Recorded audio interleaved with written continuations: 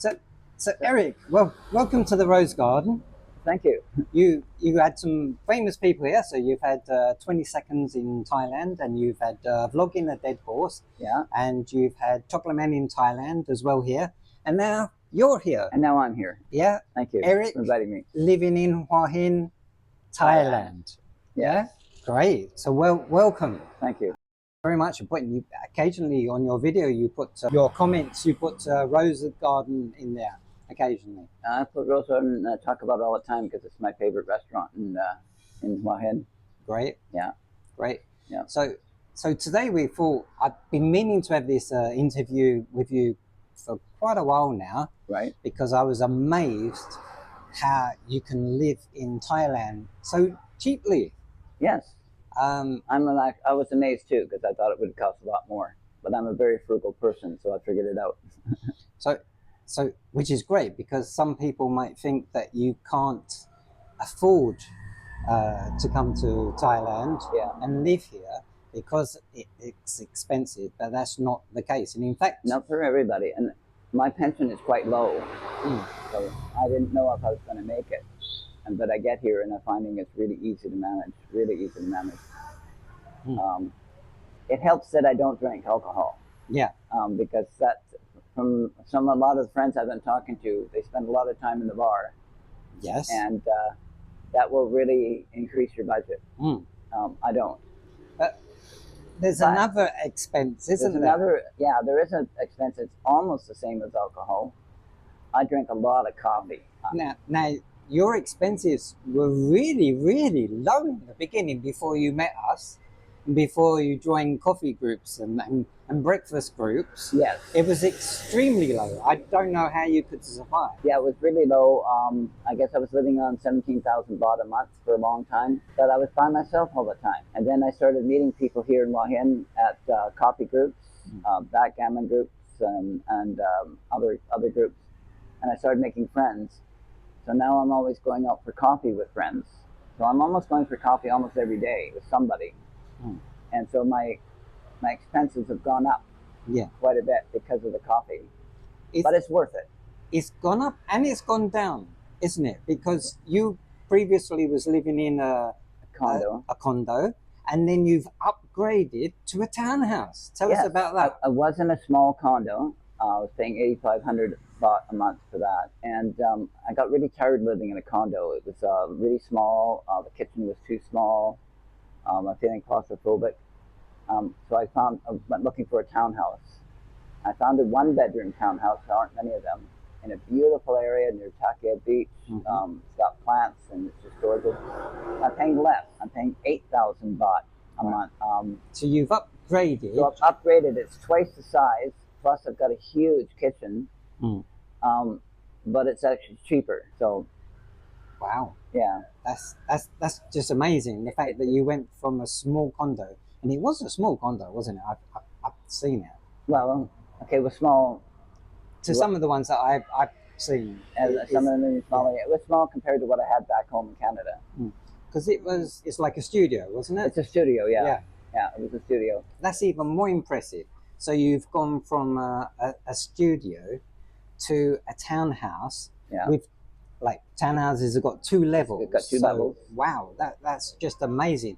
And I know you were so happy about your kitchen because your kitchen is so big, because you was complaining that you only had a little area and you couldn't cook or anything. Couldn't really do much cooking in the condo. Like I could put some things together, but now I'm actually cooking and making meals, and I'm doing more. I just bought an oven, so I'm going to be baking. Wow, that's my plan. Impressive. Yeah, I want to bake bread and muffins and all that kind of stuff. I'm already baking chicken in it. So yeah. And your meals are a little bit different. They're different from most of the other farang that I meet. Most people I meet eat out a lot. I only eat out a little bit. Okay. And you tend to go to the local places? I do mostly street vendors.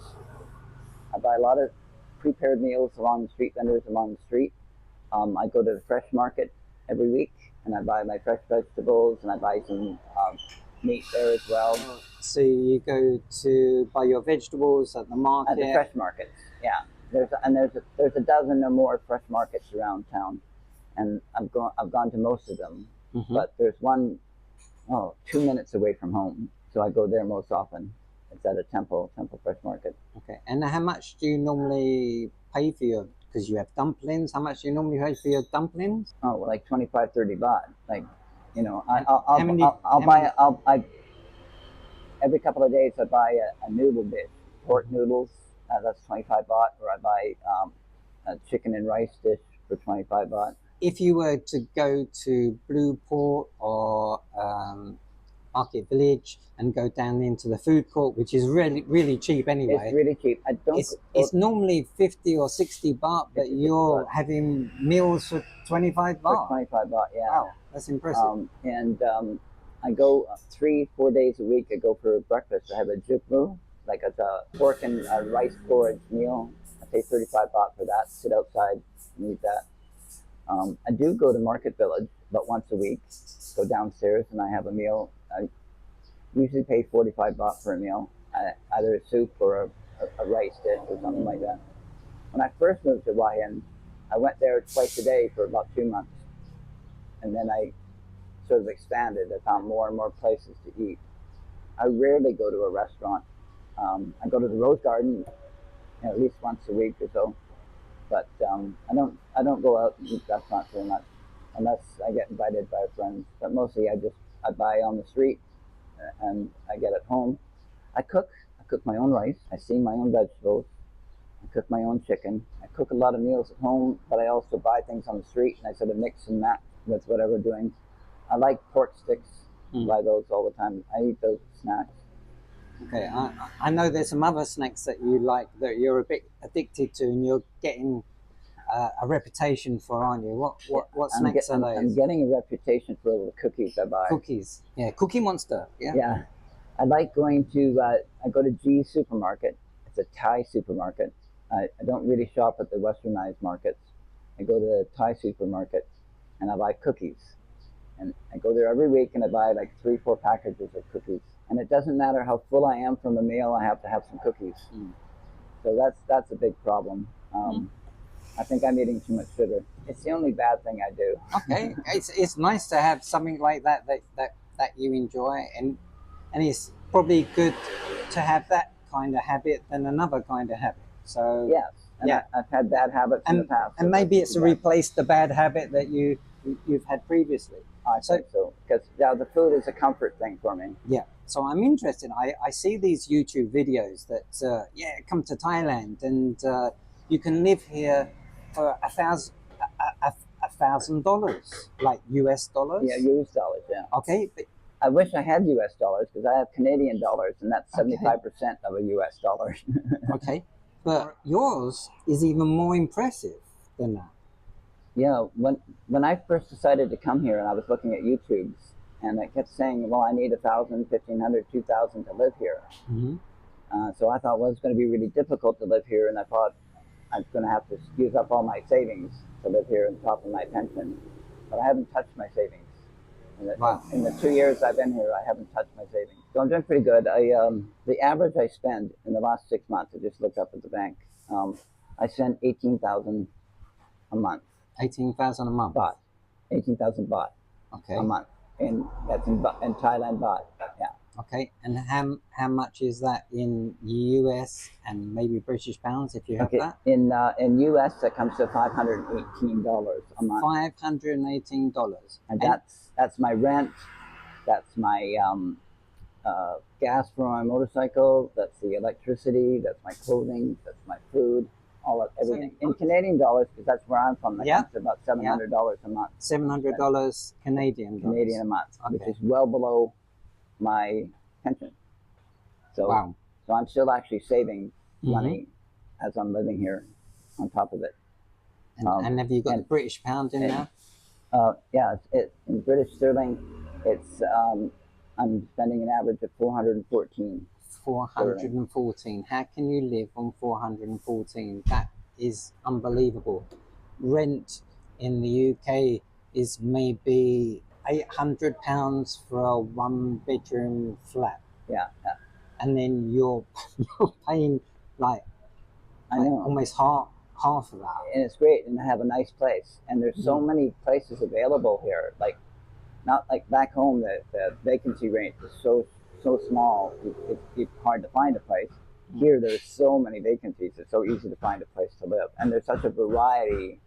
The cheapest place, I'll tell you, that I found so far here in Hua Hin was 1,000 baht a month. Just a plain apartment, no air conditioning, which I couldn't live with. Okay, no, I can't. That's Thai. I can't live with air conditioning. Thai style. I have 2 air conditioners where I'm living right now, one upstairs, one downstairs. And I saw a place for 155,000 baht a month.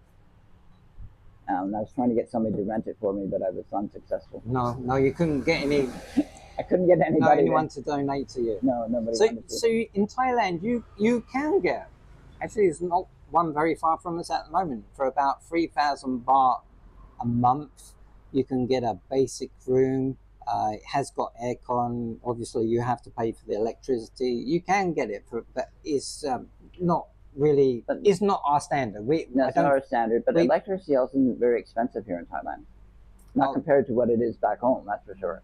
True, but then you've just moved into a townhouse from a very quite a small room, so your electricity bill might go up. It might go up. I just had I just paid my first bill, and it was only for 3 weeks, and it was 500 baht. So that really wasn't very much. But we're going through a hot spell right now. Yes, very hot. Very hot. I can't believe it. It's only been a few degrees more than normal, but my air conditioner is on all the time. I used to just put it on once in a while, but now it's on all the time and all night. Yeah, it has. Well, I mean, it's not too bad at the moment because we've had a few showers. So it helped a little bit. And it's made the air a lot cleaner as well. Yeah. It has been unbearably hot. You can tell because normally in Market Village, if I go there to park, it's difficult to park for the weekends. But now, every single day, no matter what day it is, I have trouble parking because everyone is using the aircon in Market Village. Everyone is there. Everybody knows that's where you go. You go to Market Village Mall, and you can get out into air-conditioned comfort. So there's food there, and there's stores, but there's also a lot of really nice places just to sit around. I mean, they got water features and entertainment. It's a nice mall. Yeah, I don't think I could stay there like other people for hours. I mean, I can see people they plug in because they got free charging points. Yes. So they plug in their phone and they just sit there. I don't know how many hours that they're sitting there on their phone. I don't know. Well, I guess if you're only here for a short time, you need it because it takes a while to acclimatize. Like I've been. Oh no, this is Thais that I see doing that. Thais are doing that. Yes. Okay. Well, you know the Thai. They're always on the phone. They're always on their phone. All the time. I know. Even on the beach, walking on the beach, they're looking at their phone. But what I'm so impressed about, before the coffee groups, before the breakfast groups, before the coffee and cake groups, then you were spending very little. Very little, yeah. And now, even though you're joining these groups and you've got a townhouse, I can't believe it's still cheap. It's still really cheap. It's really amazing. Cheap. I'm still saving money every month. Yeah. Wow. Although I'm going to be spending money tomorrow. Oh yes, you're going to Vietnam. I'm going to Vietnam for a few weeks. Okay, so I'll be following you, but not for a few months because I've always wanted to go to Vietnam, and I'm looking forward to it because look at some of the YouTube videos. They look fantastic. It looks very beautiful, and it makes sense. Here we are in Thailand. We're in the center.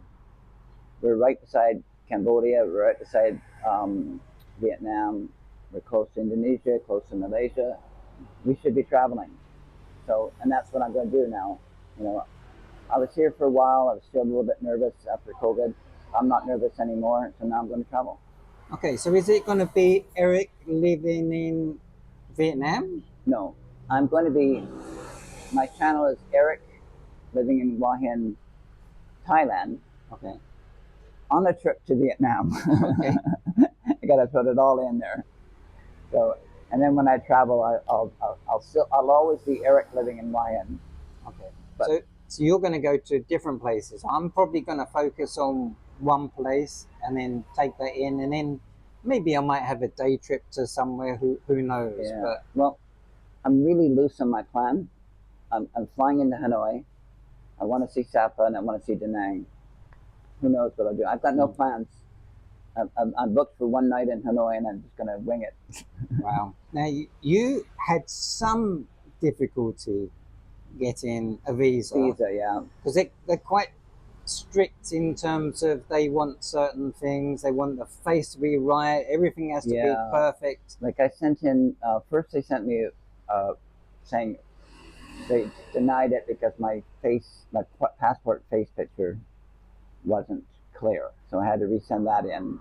And so once they accepted that, then they told me that my passport photo, the information page wasn't good enough. So I had to redo that one. And then the third time they said that the address of where I'm staying in Vietnam wasn't good enough. I used an app to clear up and sharpen up the picture. Okay. And then that manipulated slightly. Well, I guess so. It didn't make it sharper and clearer, and then they accepted that. Yeah, one of the things I got rejected on it was for something different, but it's because I cropped it. Because I was trying to make it easier for them. But I suppose when you crop it, it zooms it in more, and then it looks like it's not quite real because it's not. So they think it's a little bit suspicious. Yeah. So, but you got away with that. I got away with that, and then they wanted. I didn't have the complete address of the place I was staying, so I had to give the complete address, including the name of the alley that it was down. Yeah.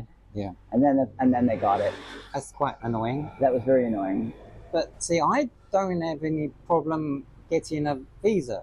In fact, don't even think I need a visa. I get a visa on arrival. I'm not sure what it's called. It's different for different countries. I don't know what Thailand does this. Every country does this. They have different rules for different people. So for Canadians, I had to get an e-visa. Other countries, England, Germany, and others, they can go get a visa on arrival. Canadians can't. So you have to, if you're going to go to Vietnam, really make sure you're in the right category. You got to check what country they accept, because they got rules for everybody from different countries. Yeah. No, I mean, unfortunately, with Vietnam, people would say that they would love to retire in Vietnam, but you can't retire in Vietnam. They don't actually have a retirement visa. No, I think the maximum you can stay there. I'm not sure if it's 3 months or 6 months. 90 days at a time. Okay. And it's like any other country. If you stay over and they keep doing that 90 days, eventually they might just say no. Yeah, and I think at one time they did say no, and then no one could get any visas. But at the moment, it's opened all up again. It's all opened up again. And people have to do border runs to and they live there. It's a lovely place, beautiful place from what I can see, and I can't wait to get there myself. Well, I'm really interested in the coffee culture. Oh, okay. Yeah, well, you're going to do some strange things and have this drip coffee and everything. Oh, an egg coffee and coconut coffee. I might even, if they have elephant coffee or monkey coffee, I'll try that even. Because they got coffee. I don't know what parts, but they got coffee where it goes through. Animals pass through the coffee beans. Oh, the specialty coffee. Oh, yeah. I'll try anything once. I've seen about that. Yeah. Yes. I know you won't. Okay. I suppose if someone didn't tell me where it came from, then... But I'm really interested in having pho for breakfast. Have you? Well, I used to have pho back home. Pho? The soup. Vietnamese soup. Oh, okay. Pho. Pho. Okay. Yeah. Okay, I don't know. It's eaten for any meal, but including breakfast. Okay, I don't like soup, so that's not for me. We was just talking about coffee. Actually, you opened up a can of worms on your channel when one of my channels. I did a coffee visit to Amici Coffee, and as I was making my film, I saw a little sign that said decaf coffee. And I made an offhand comment saying, "Oh, I don't understand why people would buy decaf. Like, why would somebody drink decaf?" And I got so many comments from people. I didn't realize that it was a health concern. Like, it's just pure ignorance on my part. Yeah, there's loads of reasons. Blood pressure was a common one. So I had a ton of comments of people saying that there's a good reason and they can only drink decaf. And that there's a lot of restaurants, a lot of coffee shops in Thailand that don't carry decaf. Yes, as I've found out, we also have it here at the Rose Garden. Yeah, you have it here. Yeah, we have it. We have it here. But I like the regular stuff. You like? I like my Americano. Okay. Yeah. Okay. He likes his Americano. So we're good. So, Eric, Yes. living in Hua Hin, Thailand. Why Hua Hin? Why Hua Hin? Yes. Oh. What is good about Hua Hin? Why should people retire to Hua Hin? Well, I do love Hua Hin, and I'm considering this my forever home. I came back to Thailand in 2022, June 2022, and I went straight to Chiang Mai, and I lived in Chiang Mai for a year, and I did like Chiang Mai. I've been there before, but I really didn't like the smoky season. How did I guess that you was gonna mention? So I thought you was gonna say, but I had to move out of Chiang Mai for 3 months, which is what. Well, that's what a lot of people do. Yeah, I've talked to quite a few people. They live in Chiang Mai and then they come down for 3 months for the smoky season. But it wasn't just that for me. Okay, I come from Vancouver, Canada, which is on the coast, and so I grew up with the sea beside me, and I didn't realize when I was in Chiang Mai, I kept walking over to the reservoir and walking around the water reservoir, and eventually it clued into my brain that my brain was missing water. So I had to come somewhere where there was water, a sea, a beach. And so I looked up some options, Phuket and Koh Samui, which were a lot more expensive. And actually, people that I talked to said, don't go to Phuket. And I'd been in Hua Hin in 2018 for a few days, and I liked it then. So I decided just to come here. And I spend time every single day on the beach. I know. And people think I'm crazy, but I get up at 5:30 in the morning and I walk on the beach, and I like to watch the sunrise. So that's how I start my day. It's very peaceful. I have a lot of gratitude. I'm trying to learn how to meditate a bit. I'm trying to live in the moment. I'm not Buddhist, but I've been paying attention. So the sea, like I made sure that I bought my townhouse is 2 minutes away from the beach. I have to be near the beach. And so I'm there every morning, and I'm quite often there in the evening for a little bit. I just love the beach. And there's so much beach here in Hua Hin. It's just like, well, hang on a minute. Because I used to meet you down at the beach, and when I first started going to the beach, it was really, really nice. You used to get some beautiful sunrises. yeah, And you could just walk for, I'd like to say miles because I'm from the UK, but like kilometers or kilometers, whatever. kilometers. You could walk for miles and come back again. But then it all changed. Yeah, it all changed in the winter time. The high tide kept coming up at 6 o'clock in the morning. So you couldn't go very far, maybe 1.5 kilometers. So what I was doing actually was I was going the 1.5 kilometers, coming back and going again. I was going 2-3 times so I could get my steps in. I'm trying to get some exercise. I'm trying to get healthy. And it's now low tide again at 6 o'clock in the morning. You can walk 12 kilometers. Okay, so really I should start doing it again, but that's what put me off. Because I used to walk quite a long way. I mean, I used to walk about like 4 kilometers. Yeah, and then 4 kilometers back again. The next day I suffered. Yeah. But that was quite a nice walk. But then in the end, I could only walk, I'm sure, about half a kilometer or one at the most. It got really tight. Yeah. But for me, it wasn't just how much I could walk. It was just to be on the beach. I'm always barefoot. So I like to be what I call grounding or earthing. So my feet are on the ground. My feet are in the water, at the edge of the water. I'm getting the wind, and then the sun comes up. So I've got all the elements. And that's, I don't know, it's really what keeps me in healthy mentally. Yeah. I really like it. Not everybody agrees with me. I find that the sunrise is different every single day. Part of it is because I'm at a different part of the beach, so it's coming up different.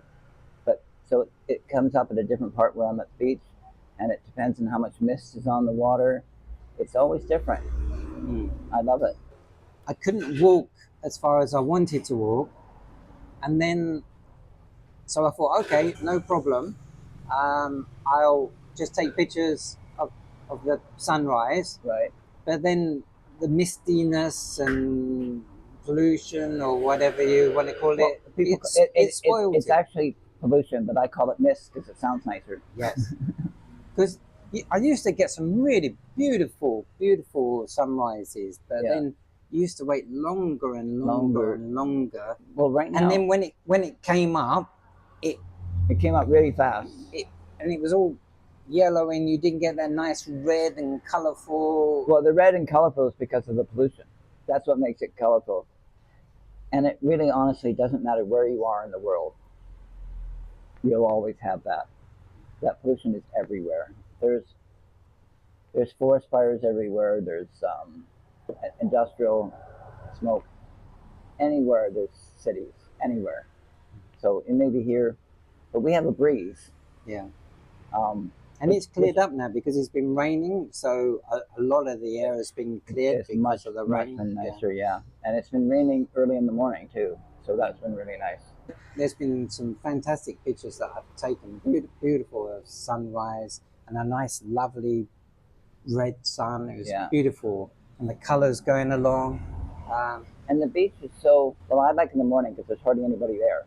When I get there in the morning, it's myself, a couple of fisher people, a couple monks, one or two of the other tourists. I can go kilometers and there's hardly anybody there. It's very peaceful.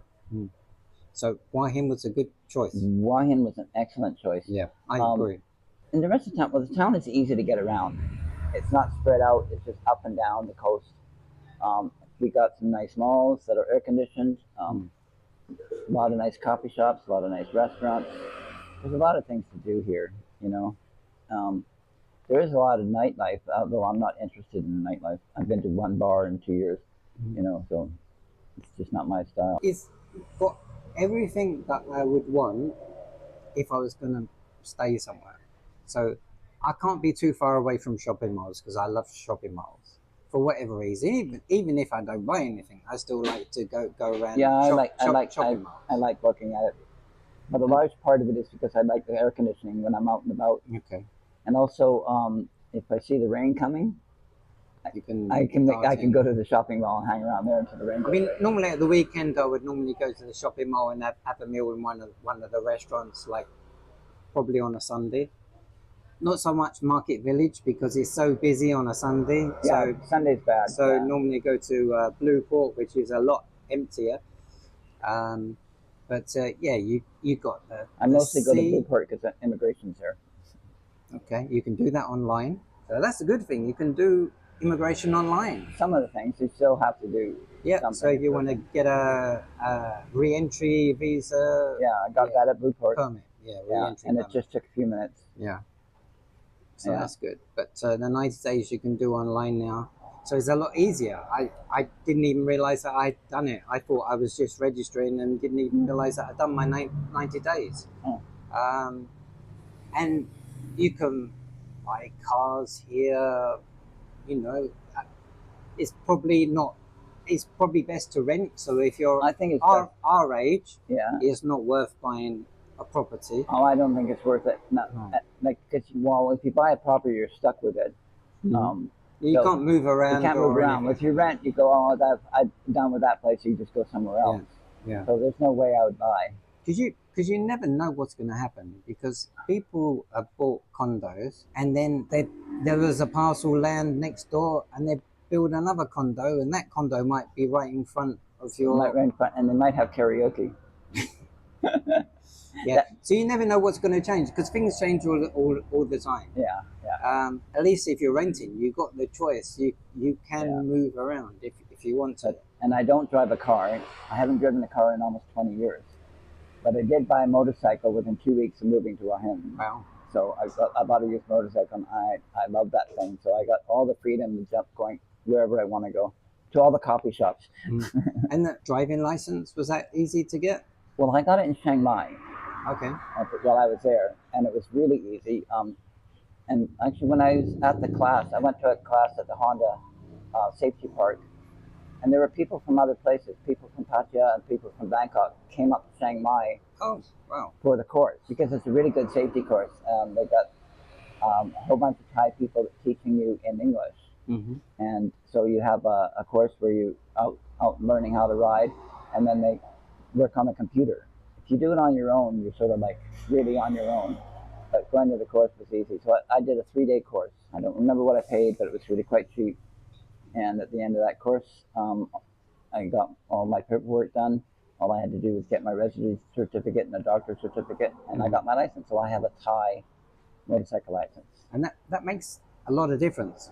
So I did it a different way. I went to a visa company. They took me down to because I got a one year's international driving license. Right. Now, if you haven't got that 1 year's I think in the UK now it's now 5 years. Yeah. If you haven't got that, then it's really difficult. Well, you can't get a license. You have to go through the test. Go through the testing process, which is you have to get rid of common sense to pass the test.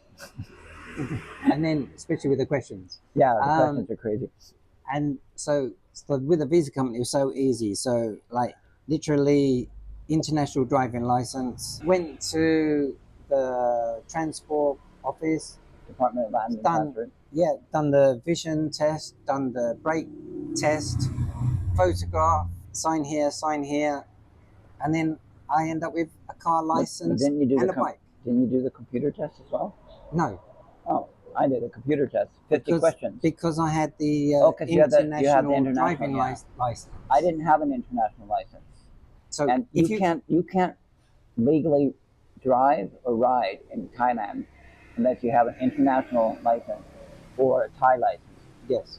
You can rent a bike or car anywhere, and somebody will rent it to you.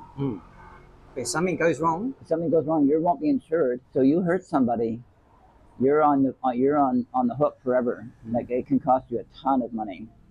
And we're probably talking about millions. Yeah. Well, millions of baht. Millions of baht, which is still a lot of money. So when I got my license, I paid the government insurance, very cheap. But I went beyond and bought online insurance.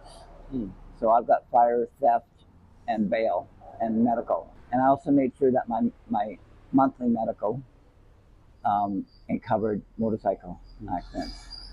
Yeah, so I like the fact that when you get your equivalent of a tax disc, so it looks like a tax disc, isn't it? But it's also got compulsory insurance. It's got some compulsory attached to that, so at least you've got some protection. Like, you have to do it. Not much protection, but if you kill someone or something. Well, I've got two friends that are riding around town right now that are not licensed. So if something happens, they're up the creek. Yeah. So I prefer to do things legally in Thailand, and I prefer to have all the insurances. Yeah. So I'm saying, so I got the compulsory insurance. Yeah. You don't have a choice, no, which is fine. Prefer that, because that means everyone that gets the tax disc, whatever you call it, they've got the protection. Yeah. Accident protection. And I've also got the additional insurance on top of it. Yeah, that's good. I really recommend it. It's not. I'm a really frugal person, cheap, some would say, but when it comes to insurances, I don't cheap out on that. I get good insurance. It's so easy to have accidents in Thailand, no matter where you are. Well, apparently there's a lot of accidents in Thailand. I think part of the reason why is there are so many millions of motorcycles in Thailand. There's like 2.5 motorcycles per household or something like that. Yeah, there's a lot. And so I'm really careful. I ride really carefully. I'm not in any rush. I just pay a lot of attention. I've seen a lot of people drive crazy here. Yeah. And you have to pay attention. Yeah, really have to pay attention, because there's a lot of people who think that they own the road, and they do things maybe they shouldn't do. And some of the roads are crazy. Like, we got these roundabouts here. Which you wouldn't call back home. You wouldn't call them roundabouts, would you? Well, no. In Canada, we call them roundabouts, but they're actually round. and they actually have rules, and people follow the rules and going around and come up and stuff. The roundabouts here, there's no rule. Anything goes. Anything goes. Like it's who's ever the most aggressive gets where they're going. So you really have to watch yourself on these roundabout things. But and there's no right of way here. Technically there is. Oh yeah, technically there is, but no, there isn't. It's everybody for themselves. So you have to really, really, really pay attention. But not everybody drives. There's a bot bus here, like a Songkao, the green Songkao. It goes up and down the main street every 15 minutes. Very cheap. 15 baht. Yeah. You can go from one end to Market Village, and then another 15 baht. You can go from Market Village all the way up to the airport. And it's quite regular. Yeah, every 15 minutes is about. So it's really good. And then there's Grab and Bolt. Grab and Bolt are also excellent. Yeah, it's an app on your phone. And not like other places that might be higher price, but over here it's not like Uber back home. No, I won't even say. I was talking about another part of Thailand. Another part of Thailand. Yeah. Which can be quite costly, but not in Hua Hin. But to order a Bolt or a Grab here in Hua Hin, it's just super cheap to go from one end to the other. Yeah, I mean, I can get on the Bolt app, and it's just like 60 baht to go somewhere. It's just ridiculous, or 58 baht, depending. I think it sometimes depends on the time of day. And I only used it a couple times when I got here from the airport to my hotel. It cost me 64 baht. Yeah, like it's ridiculously. Good. From the airport? Because I flew into Hua Hin from Chiang Mai. I was going to say that was cheap from Bangkok. No, not from Bangkok. Okay, so I think that's everything. Okay. So thank you very much for coming. You're welcome. Visiting Rose Garden as well. I love the Rose Garden, you know that. Okay, and we'll see you again soon. Good luck with your channel, and I'll put a link. Oh, please do. Below. It's not a professional channel, but I'm having lots of fun. I don't know, it's great, and you've got such a calming voice. It's actually quite a pleasure to listen to you. Thank you. Yeah, so it's great. So congratulations with your channel, and I'm sure it will succeed, and you're going to get a different audience if you go to Vietnam. Well, I'm going to Vietnam, so see what happens, people. Great. Thank you very much, Eric. Thank Cheers. you. Thank you.